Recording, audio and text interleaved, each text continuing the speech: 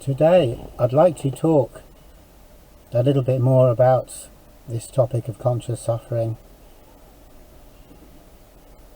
Conscious suffering probably isn't the thing you'd want to start off talking about, because for most of us it probably doesn't sound that great.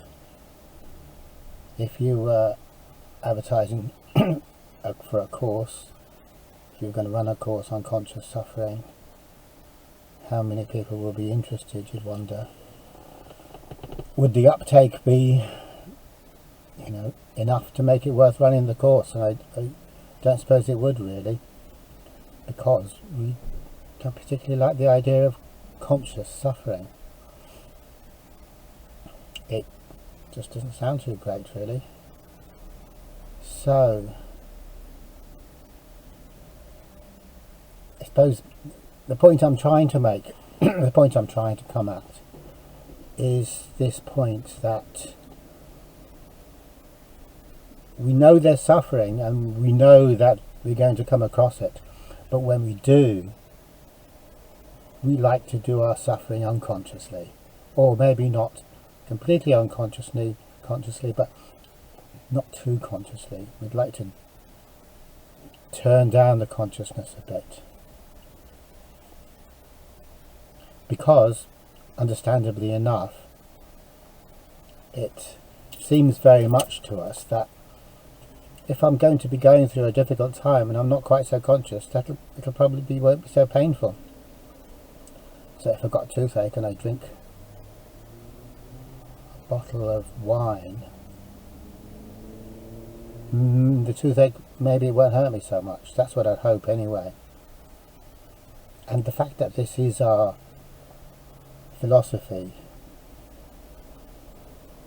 shouldn't really come as that much of a controversial suggestion, really. Ivan Illich said that we were an anaesthetic society, a society that is based very significantly on anaesthesia. And whilst that might seem a little bit outrageous, it makes a lot of sense as well, because the drugs we favour are drugs that reduce consciousness in various ways, or dull our consciousness of pain.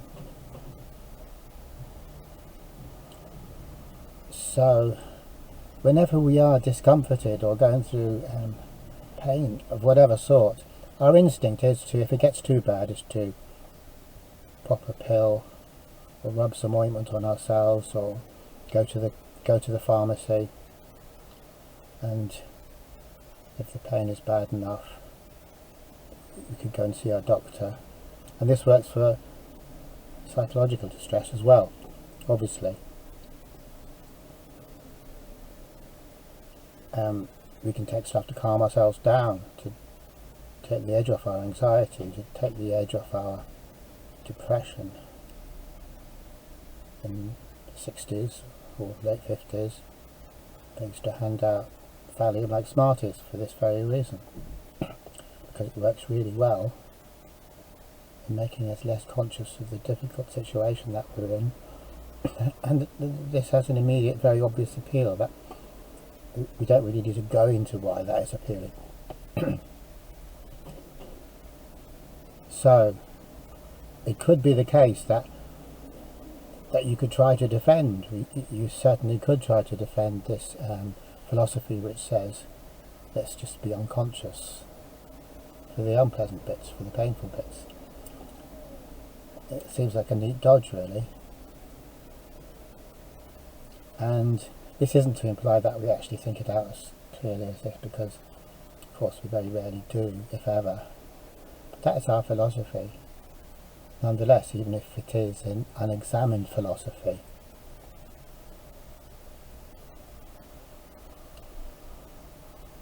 And so the underlying belief, the underlying unexamined belief, is that it is possible to skip over the bits we don't like, so that we can concentrate on the nice bits, the pleasant bits, the good bits. and to point out the existence of such a belief system, totally unconscious or assumed belief system for the most part, is important, because this way of looking at life predisposes us very much to go down the road of unconscious suffering. And of course it's not just a matter of the fact that we've absorbed cultural tendencies to anaesthetize ourselves in the face of pain, well, that's obviously an important part of it, but that it's human nature not to want to feel pain. It's as obvious, it's as simple and basic as that, really. But we can't really afford to stick at the simple and basic, because if we go through life sticking with the simple and basic and what appears to be basic, or what appears to be obviously the right way to do things, we'll get in trouble. That's always the way. However it works, we're not rewarded for not thinking about things, or not looking into things deeply, or not reflecting on things. We can live life like that, and that's kind of like a default mode, and we're perfectly free to do that, but it is penalised. In other words, by trying to avoid pain, we actually end up experiencing more pain than we would have done if we hadn't been trying so hard to avoid it, as Jung says. So by trying to be clever, as always, we're actually being pretty stupid. But for the most part, we don't see that.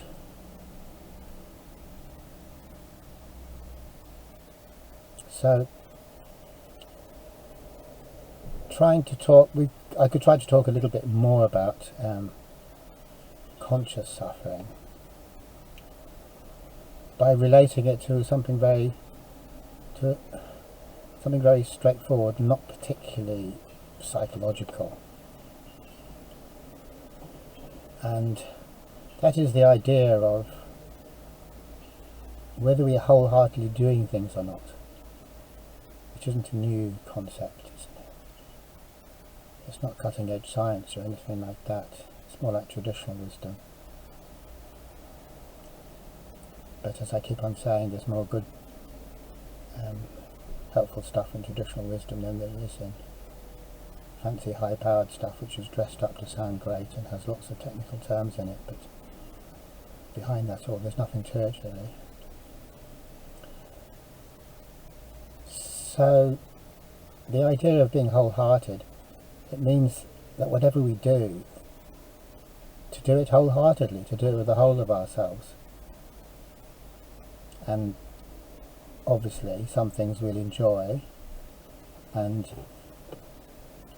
we'll be naturally inclined to do it wholeheartedly. Other things we don't enjoy, so we can do them begrudgingly. It's just very normal that we do things begrudgingly. The reason we're doing it begrudgingly is that we were wishing we weren't doing it. So if I have a job that I've taken against and I really don't want to be doing it, but at the same time I do have to be doing it, I'll do it begrudgingly. I'll do it, but at the same time I'll resent, to some degree, the fact that I am doing it. So I could resent it a little bit, or I could resent it a hell of a lot, depending on the difficulty of the job that I'm doing. Now if it's just a little bit unpleasant to me, I'll resent it a little bit. But if the thing that I'm doing turns out to be really difficult, I resent it a hell of a lot, which means there's going to be a lot of bitterness, a lot of sourness produced. And we all know that kind of thing. We all know that how if we start going down that direction and things get pretty tough, and we're doing it begrudgingly anyway, then what's going to happen is it's going to be like, there's going to be lots of negativity, there's going to be lots of sourness and bitterness and toxicity. And that purely comes out of our lack of wholeheartedness. Now, if I'm going through life and there's a lot of things that I'm doing that I don't really want to do, and I'm doing it begrudgingly or doing it while really wanting not to be doing it and never forgetting that I don't want to do it, that's unconscious suffering. It's unconscious suffering because I'm not really relating to what I'm doing. I'm kind of looking the other way. I'm doing it, but I'm looking the other way. And as we can see, it's an unpleasant way to do things, to do them begrudgingly, and it doesn't actually save us suffering if we thought about it. Now, I don't mean analytically thought about it, but if we just reflected on it, we'd see very, very easily that it's good to be wholehearted about everything. If we're wholehearted about stuff that we enjoy, then we enjoy it. We're not distracted thinking about something else. And if we're wholehearted about something that we don't enjoy and that's difficult or painful for us, then we're not creating toxicity. We're not becoming sour or bitter as a result. And this is a kind of a cumulative thing. So I guess you could say that if we have a general approach, which is to opt for unconscious suffering, we probably start accumulating bitterness, and we become like a sour kind of a person to some degree or other. Maybe just a little bit sour, maybe partially sour but still okay sometimes, or maybe totally sour. But we can see that to go down that road and become sour or miserable or cynical or downright nasty, that's the worst type of suffering. Now, in some cases, you could say that the suffering, we don't actually feel the suffering in some cases, but we make sure everyone else does. But that's no better either, really. It still hardly sounds like an attractive proposition to be a person who is great at passing on their pain to other people the whole time, and who has a lot of pain because they're living life in this grudging kind of a way. So that's relating the idea of conscious suffering to a very basic kind of attitude that every single person on the planet has. We all go one way or the other, and we don't consider this to be highfalutin psychology. It's just the two possibilities that are open for us, really. And I remember once a lady was listening, and she was sitting in on an anxiety management group, and after a period of time she said that either going through difficulty, it'll either make you better or bitter, which she said was a saying from where she comes from. In the Aran Islands is where she came from, I think. So I was pretty impressed with that, because it's like much more succinct than what I was saying. Go through a difficult time, and we do it unwillingly, fundamentally unwillingly, even though we have to do it anyway, because we don't always have the choice of escaping suffering. Then we become bitter.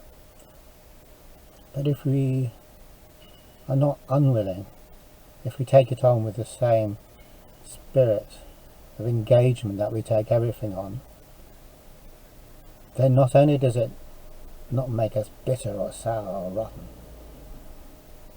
it makes us better, because the conditions are right for us to manifest qualities that we all have, but which we don't necessarily get to manifest very much. I'm not entirely happy with the word manifest, but reveal might be a better word. In other words, our strengths come out when we engage wholeheartedly with difficulties. And maybe they don't come out half so much when we engage wholeheartedly with pleasant situations. So straight away we can see that there's something about difficult situations that can catalyse growth or aid growth.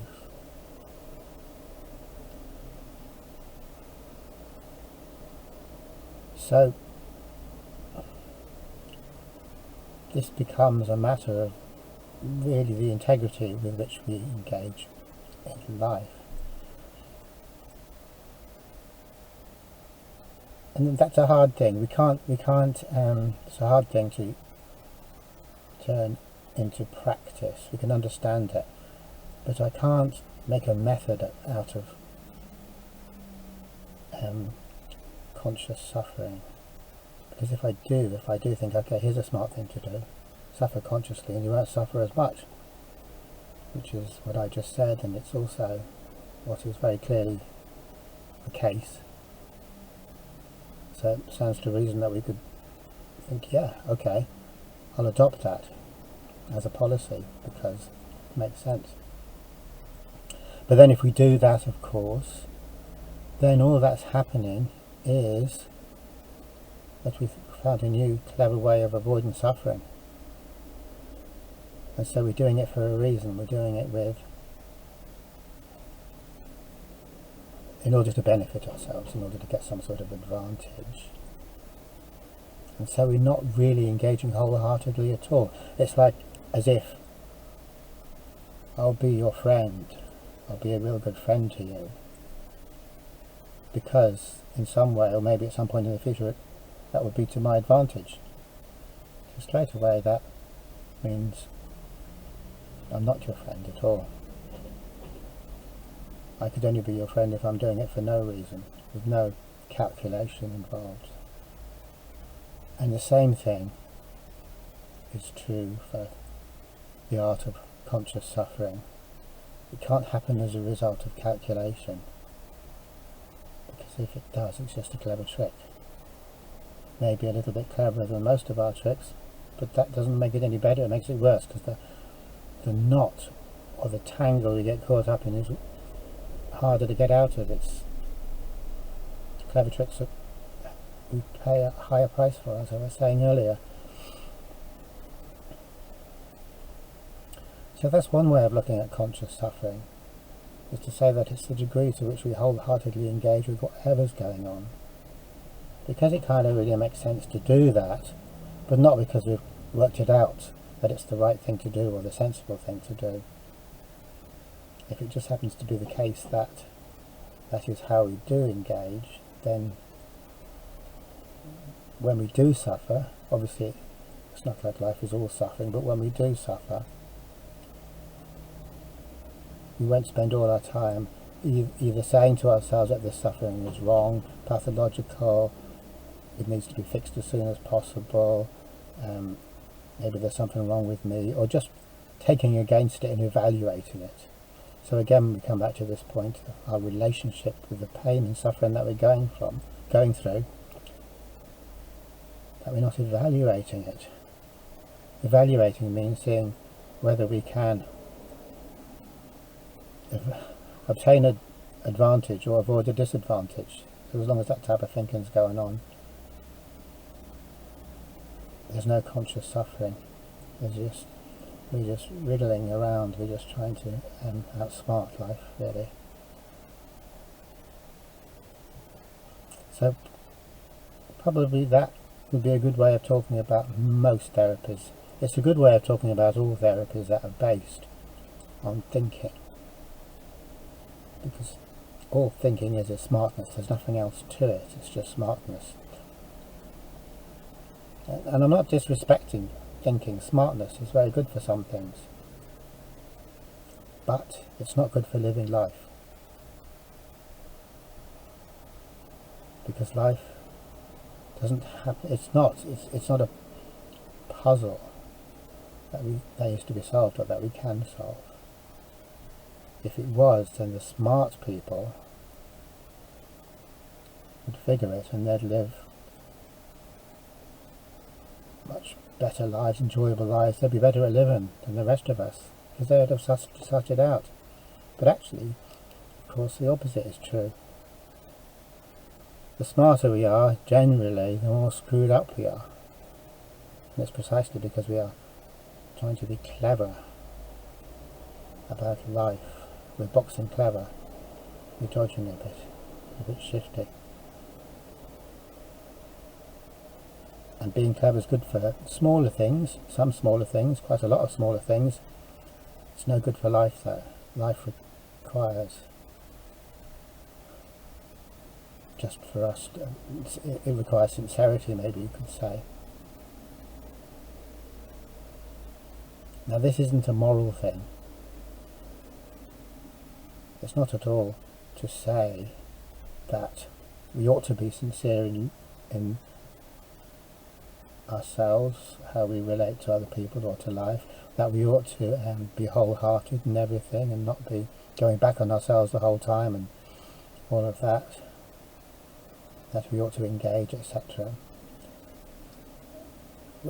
It's not that, because if it was morality always comes out of the thinking mind.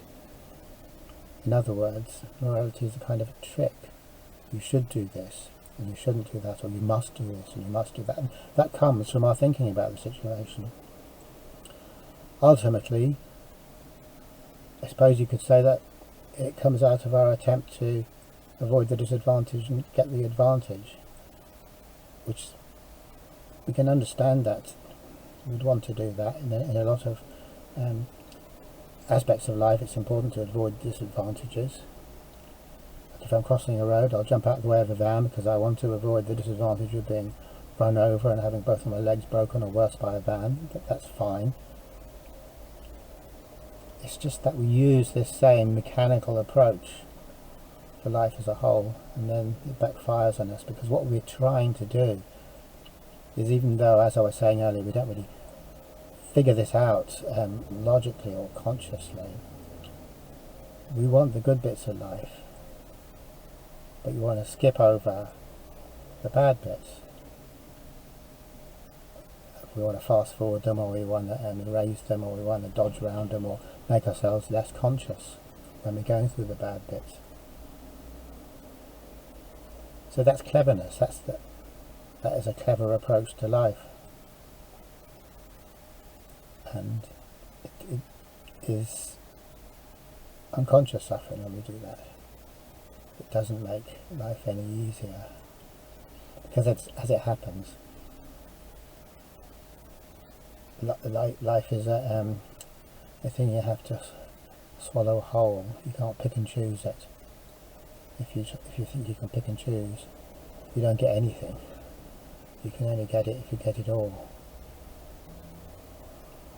And we're very wary of that. We're very wary of swallowing the whole thing. So that's an initial look at what conscious suffering is. And I think I need to say a little bit more about it to kind of relate that to mental distress and therapy in general. Okay, thanks for watching.